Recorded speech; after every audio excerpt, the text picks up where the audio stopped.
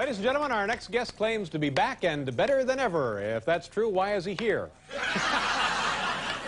Please welcome to the program the always interesting, dynamic Donald Trump. Donald.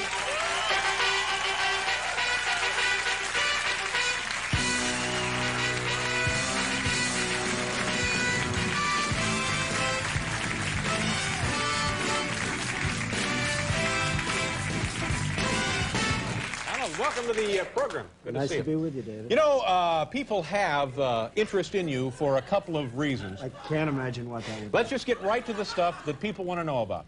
First of all, are you solvent?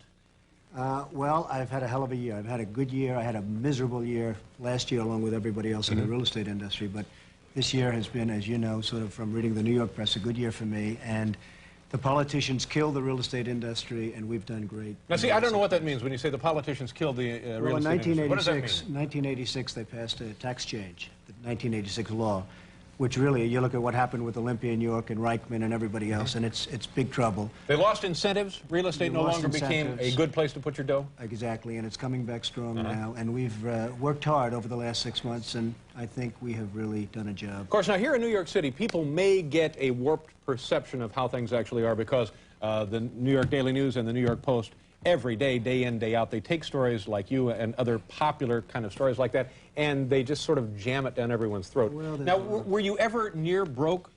I was never near broke. I was having a good time, and it was a good year to get a divorce. Well, let's go back. Let's go back. If you don't mind, what did you have to unload?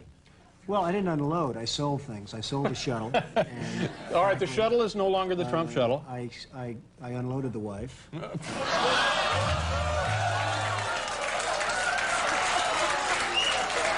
I will say... Why did I say that? Tell me, why did I say that? Yeah. Although it was a good year to get a divorce. That ought to cost you a couple extra million right there. That could have been a very expensive save. And, but it was a rough year for a lot of people, and I came out really great, and I'm very happy about it. The casinos are doing record business in Atlantic City. We're up, I guess, 75%, and they're just doing record business. And we just got certified on the west side of Manhattan for the largest development in the world, actually, called Riverside South. How many acres of land do you own over there? It's 100 acres of land along the Hudson River behind Lincoln Center. And it's really a spectacular piece of land. And for 75 years, people have tried to get that piece of land zoned, and now we're going to do it. And what kind of things are you going to put over there? It's going to be residential, it's going to be studios, maybe NBC would be interested. In fact, we talked to them originally about it, and tremendous parkland and waterfront property. You know what I'd like to see over there? What? One of those water parks and maybe a go-kart track. A lot of people would. Water slides and then like a mile-and-a-half go-kart track and stuff. It'd be great. It'd be a lot of fun. A lot of people would like that. But again, now I want to come back to this because for the reasons I stated earlier, people are interested, and the New York press kind of magnifies all of this. Were you ever really at a point when you thought, man, I'm down, I'm out, it's nearly tap city for me? Well, I was at a low point about a year and a half ago. I was really in deep...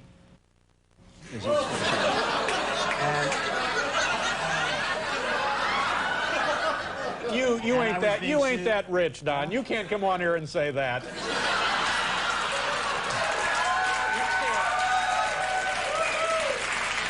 And it was sort of interesting. My wife was suing me for $2.5 billion, okay?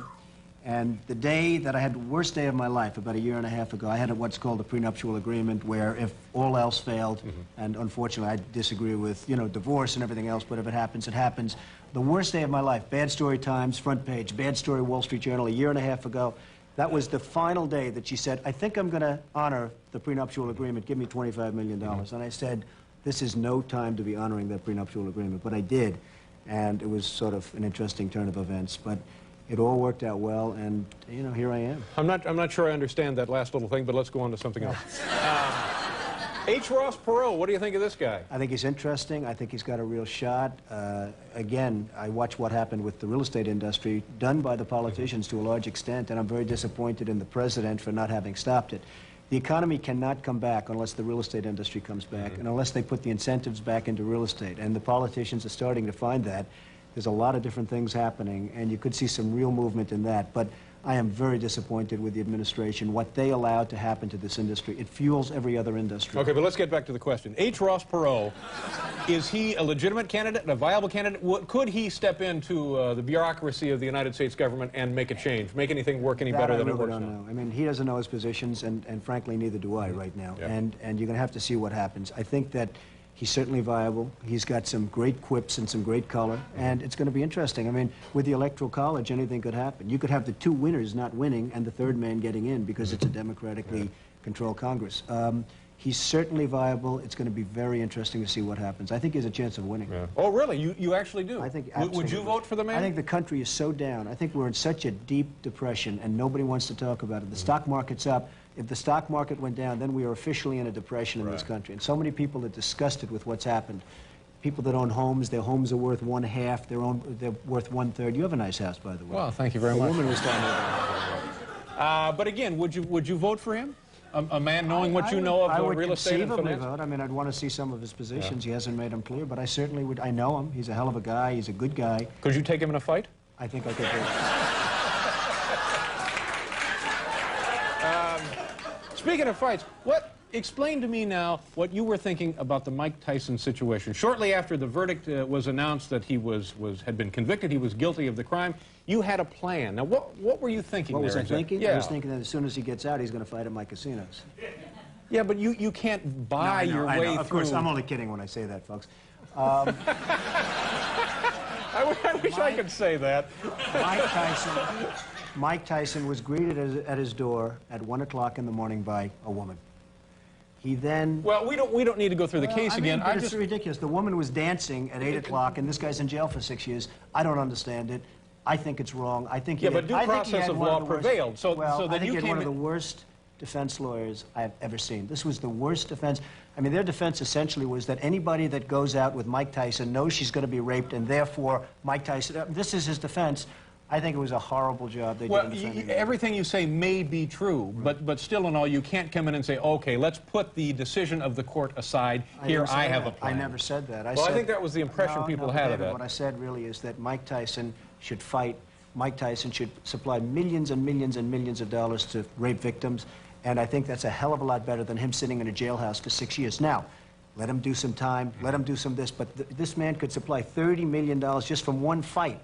And that solves a lot more problems than keeping him locked up in solitary confinement doing nothing. I think that Mike Tyson had a horrible defense. I think he had a horrible but defense again, what you're saying is that celebrities maybe should be treated differently than lay people. And I say Mike should serve some time and everything else. But to keep a man, here's a woman that was dancing at his door at 1 o'clock in the morning dancing. We don't need to get into this. We don't need to get into this. But that's an important thing. Hey, don't get me hot, okay? You know I'm only kidding. I know. Hey, good to see you again. Nice seeing you. Thank you for your time. Donald Trump, ladies and gentlemen. We'll be right back.